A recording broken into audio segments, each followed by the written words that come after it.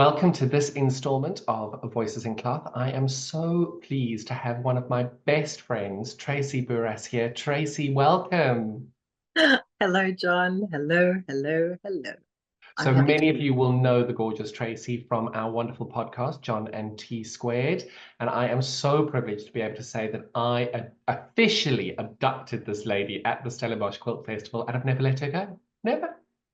here. It's just been such a fun ride. It really, really has. It is. Tracy is the living embodiment of just say, that age-old expression of just say yes. What's the worst that can happen? And I love it. It's got me into a bit of trouble.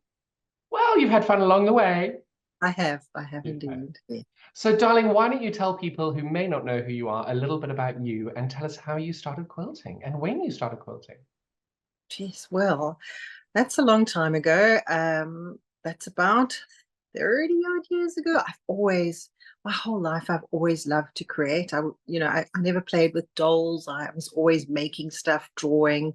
My sister played with dolls, but I was the one making clothes for them. So I think I always wanted to do things with my hands. And, fabric really was a wonderful way to express myself, how I felt. And when I came across quilting, it was just it sort of ticked all the boxes, being able to work with fabric, techniques, color. I don't know, it just felt right. And I think after being introduced to quilting, I started candle wicking was the first thing. I dreamt of all these beautiful textures, white on white, just loved the look and feel of it.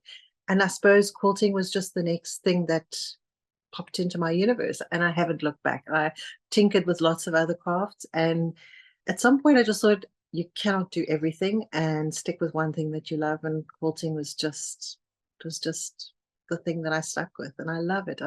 It's brought me such joy to make things. The people I've met along the way have been just the best. I The do think the best. community is a really special place. So, whereabouts in South Africa are you based? Oh, well, I live in beautiful Cape Town in South Africa. Ah, I By the couldn't think mountain, darling, by the mountain. by the sea, by the mountain. Ah, it is just the best place to live. So Well, I have I'm to sure. say, having been to your home and sat on your balcony and looked to the east and the west, or whichever way around it is east and west, isn't it? You see one Yep. side of the ocean over there, and then you look this side, the other side of the ocean there, and this gorgeous mountain in the middle. You have a very, very special spot in this world, and Mm. it's very, very, very. I'm just pleased you have it because it's so beautiful. I'm very blessed, and I know it.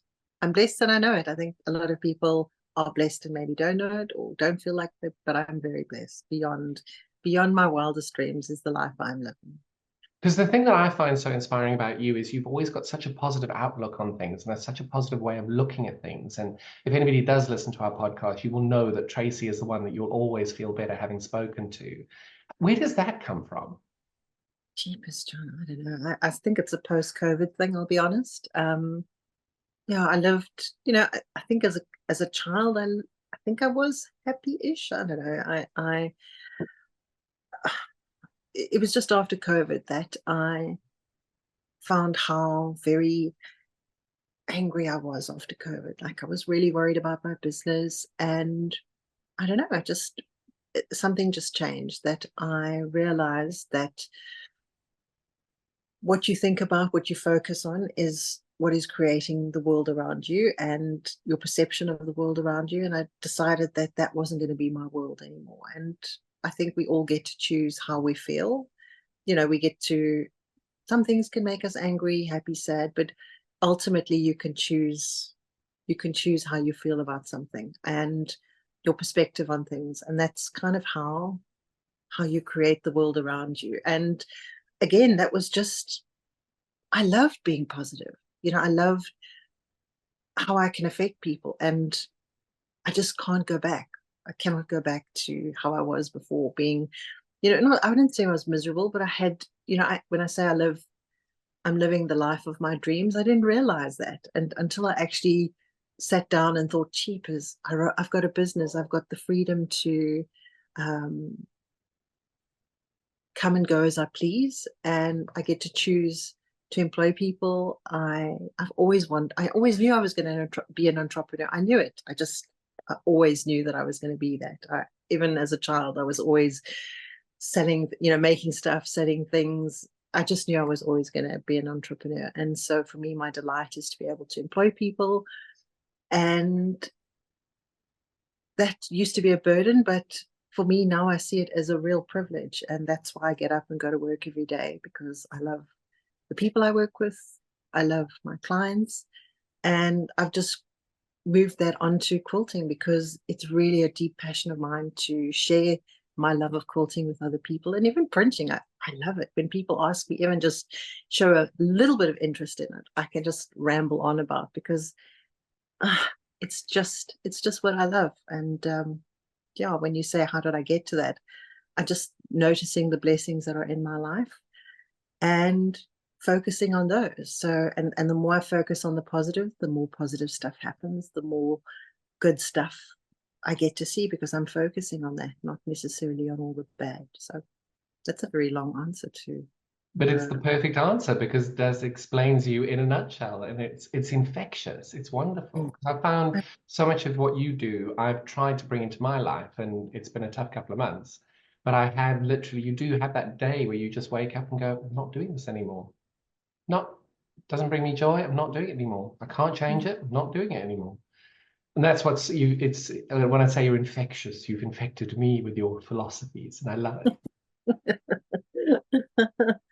Sure. So Yeah, let's we switch don't. gears a little bit now and say, how did you come up with your submission for the Voices in Cloth program? Well, I've been lucky enough to live in different parts of the world at different times in my life. And even though those places that I lived in were beautiful and I enjoyed the people and my experiences there, to come back home to South Africa is, I don't know, it's where you were born, it's where you fit, it's where, well, that's for me how I felt anyway. So for me, my Voices in Cloth is a map of Africa made out of hearts, because no matter what happens, my heart belongs to Africa. And I don't know, it's just been, every time I look at that and I come back home, or when you fly into Cape Town and you see that beautiful mountain, you're like, I'm home. This is just where I'm meant to be. And I know a lot of people are called to go other places, and I just can't imagine myself being anywhere else, because we've got such a good life here, really. The people are special, the land is special, and what you can create and be in this land is very special, I think. I think often of other places in the world that are very constrict, you have to be a certain way, you've got to do certain things. And living in South Africa is sometimes can feel like the Wild West, but geez, we've got so much freedom to do so much stuff. The outdoors life that you can have here is just the nature is beautiful. You can, if you want to go outside and go for a walk, there is the open space to do that. And yeah, I think that's why my heart will always belong to Africa. And as an expat who's now creeping on being more years in England than years that I lived in Africa, you've got that horrible decision to make. Are you African or are you European? And I will always be African. Mhm. Yeah, I think it's just it's the place that is familiar to you, where you've grown up, where the people that you meet, you've just got this relationship with, that is, it's unsaid. How is it not unsaid? It's the one thing when we had the World Cup here in South Africa. I don't know what year that was, but it was just that feeling of togetherness, of everybody was, for me, that is my dream for South Africa, is that feeling of togetherness and working together when we had the World Cup here. You've just never seen people. Everyone was focused in the same direction. We all had the same sort of goal, and that sort of feeling, that's what I want to experience again. That is the one thing that I feel that our country can heal, our country, when we all are facing in the same direction and we're all wanting to lift each other up. And yeah, that, I mean, if anything, that is my dream for where I live. There's a lot of things that are not right, and I keep focusing on the really positive stuff, because that's just how I am. And I think a lot more people in South Africa are doing that because there is so much right. There is a lot wrong, and there's a lot Mm. wrong in the UK. There's a lot wrong in France. There's a lot wrong in America. But again, it's that focusing on what's important and being able to move together as a country. But I think it always feels overwhelming when you say move together as a country, but it's just moving together with the people in your life. Moving forward for a positive outcome, I think, is always the best way to start it, because those little ripples expand out and go bigger. And I don't think we as people realize just how one action we take can actually have monumental impact. I completely agree. I think that your positive thoughts, your positive outlook are things that contribute to the collective. And yeah, if I can change someone's day for an hour by just having a smile or a great conversation, like those are things that when those things happen, or those little synchronicities of just you meeting someone and having a brilliant chat, and just like, I don't know, I have often those experiences, and I take extra note of those. That's what I want more of. Like, universe, send me more of those. And it's true, because I find even when South Africa has got its darkest load sheddings and there's no water and there's no this and everybody's really down, that's the time where I notice people smiling. And I don't go to South Africa very often, but when I'm there and it's really bad, you notice how positive everybody is now. Everybody's smiling and they're like, oh, load shedding again. It's fine. We can give you a salad in the restaurant rather than a cooked meal because we've got no electric. And it's just that whole tenacity of making sure that we're doing the best that we can, and we just laugh about it, even though it doesn't feel like it's a laughing matter a lot of the time. No, I think South Africans do tend to just, I don't know, Get on, get on with it.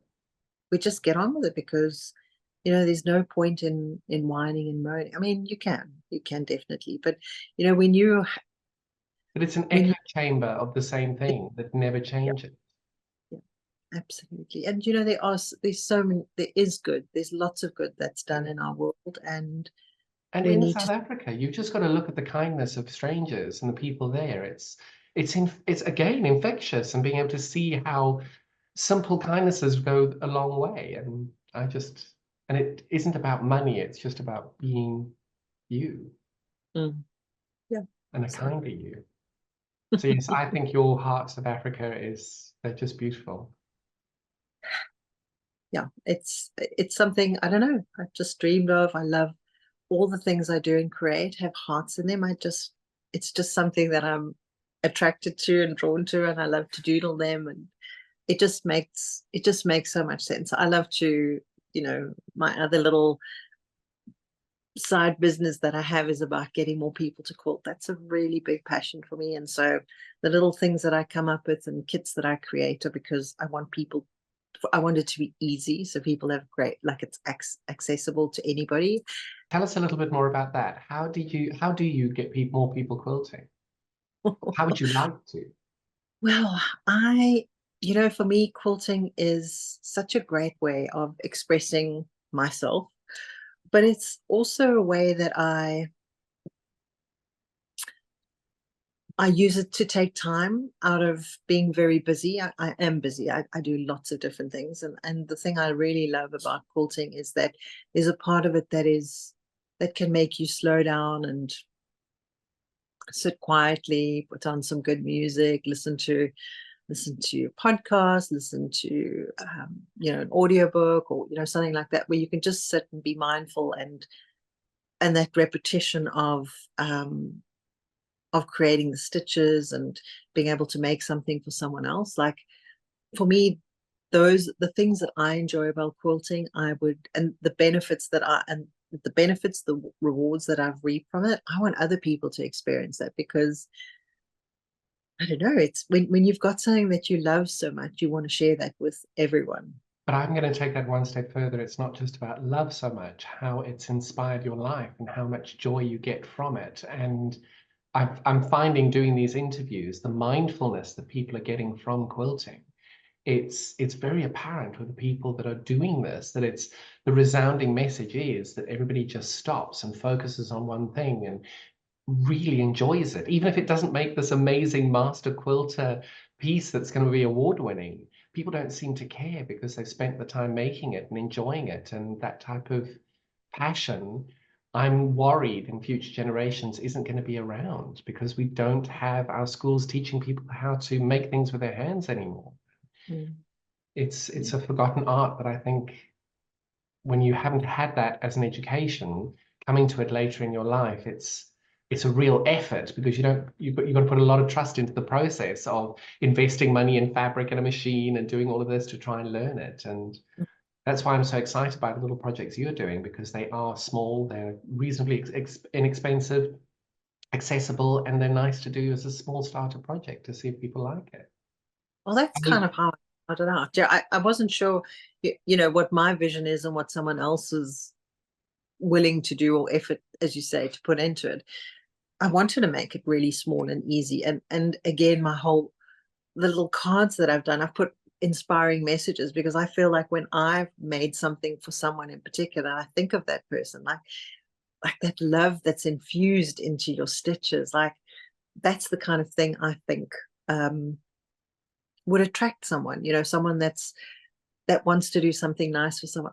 I think we all want to do something nice for someone else. And this is just my little way of creating something for someone to create for somebody else and show their love and appreciation for them. So my little verses of, you know, you're the best, you're my favorite. Oh, I just, you know, I get quite excited when I think of the people that when I was making those cards and inspired by those, I thought of the people that inspired and why I made those little verses, because there are people in my life that, you know, I think they are the best. They're my favorite. Don't worry, I won't tell anybody I'm your favorite. Don't. That's why we love you. Oh, Mm. brilliant. Is there Mm. anything that we haven't covered that you'd like to say?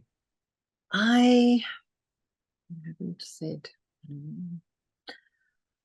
So a message to other quilters would be share what you love. I would say don't be ashamed, but because I love quilting so much, if you just give me like even just the slightest bit of like, what you're doing, or those are the things I think as quilters we need to be more out in the world, share what we've done. You know, they talk about like that stitch in public. Like I think people are naturally curious when someone's working with their hands. I know when we've done get-togethers in our groups and you stitch in public, people are interested in what you're doing. And I think it's just showing quilting in a positive light. And yeah, I would say share, if you love quilting, share that with others, not just Not just with other quilters. yes, that I mean, because if anybody knows me, they know I love quilting because I cannot shut up about it. And so, you know, things that I post on my social media are things to do with quilting because I want people to know. And if there's anybody that is interested in it, they know that I do it because I don't keep quiet about it. So I think share what you're working on, even if it's progress shots. You know, we'll rally and support you if I'm on your Facebook page. I just think we need to encourage and share what we are doing with the world, because it's just by sharing that, you know, people are if we want to promote quilting to other people, we need to share that. They need to see it. And yeah, I think that's my biggest thing, is that share what you love, be it knitting, quilting. So like share what you love with others, because I think that is what makes it infectious. You know, people buy and work with people because of what they love. I think that's been how we've stayed in business. My printing business is going to be 50 years next year. My dad started that in 1975, and I attribute that we got that far is because we love what we do. We love what we do. We care about the product that we produce. And I've got that same thing with quilting. Everything I do and make is because I love it. And people see it and acknowledge that and love to deal with people who love what they do. I mean, if you think of anything you buy, if you know that the person that has produced and made that cared about it, like, I don't know, that just makes it that extra bit special. What's next on your quilting journey then? Ooh, so much. I can barely sleep with all the ideas, but the festival, by the time this is aired, I'm guessing festival is, I don't know if it's going to be come and gone, but at the moment, I'm just so enjoying the process of creating all these little things that I want to share with other people. And as far as what is to come, I really want to encourage new quilters. I feel very strongly about promoting and working with quilt shops, because I think if we don't support them, they are the ones that will no longer be there. More quilters, beware. Those that are not quilters, I will find you and convert you. It's Does that worth sound, it. Don't worry, she's harmless. There's nothing sinister in what she's saying. you know, I think once you start quilting, I think it's dangerous. It's so dangerous.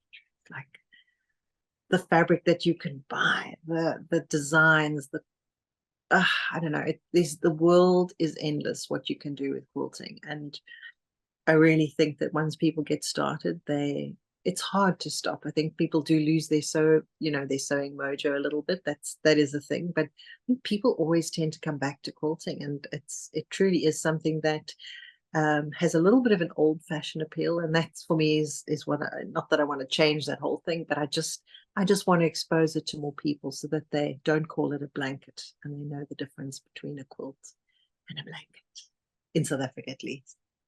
It's not only in South Africa. I Okay, good. remember when I delivered the quilt for Her Majesty the Queen for her 90th birthday. And I was lucky enough to go to Buckingham Palace to present it and deliver it. And you arrive, it's very difficult to get into Buckingham Palace, just as you know, just so that you know. And I arrived at the gate, and there's a man with an AK-47 over his arm. And he says, "Oh, yeah, you're the guy with the duvet, aren't you?" And I looked at him and said, "It is a quilt, sir." And he looked at me and said, "Seriously?" And I was like, "Well, it is." It's the man with a giant big gun pointing at you. I don't recommend doing that. No, I wouldn't, but You would. it's it I would not it's not a blanket. It's not a It's, duvet. it's a quilt. Well, on that note, Tracy, thank you so much for being a part of this. It's really special to be able to share something so special as this with you. And thank you for being a cheerleader all along the way. Mm. This is such a wonderful project, and I really I don't know why it wasn't done sooner. It just took a little bit of, like, I don't know, a little bit of inspiration from you, Joe, and I'm really Well, I think glad it's that the diaspora of it, which I think is important to note. It's a case of I will always be South African. Doesn't matter where I live, I will always be South African. I wasn't born there. I lived there for most of my life, and I will always be South African. It doesn't matter where you live. And showing and seeing what I saw in Stellenbosch for that festival 2 years ago, I need the world to see how incredible South African quilters are. I really need it. And how the spirit has come together, wanting 100 and ending up with almost 240 of them. it's It just brilliant. shows South Africans for who they are. And it's a privilege. And I'm humbled by the trust that has been put into me being able to do this. And Mm. it's a big job. Do you know any editors? Yeah, it's a big job, but I think The at the end best of thing it, I'm ever going to have done in my life, and I'm so proud to be a part of it. It's wonderful. yeah, it's brilliant. It really is brilliant. And I'm very grateful that you're doing this, because I think we do need to spread the South African love of what we're able to do. We really are special quilters, I think. I agree. Mm. On that note, thank you for joining us. We will be back again for the next installment. Look after yourselves. Bye-bye. Bye. Hello, hello. I am Tracy Bouras from Cape Town, South Africa. My quilt is called My Heart Belongs to Africa, because that's where I come from, that's where I belong. And I love hearts. I love how you can create any shape and pattern with it. And it was just a delight to make this quilt for all of you to view, and a representation of what I love.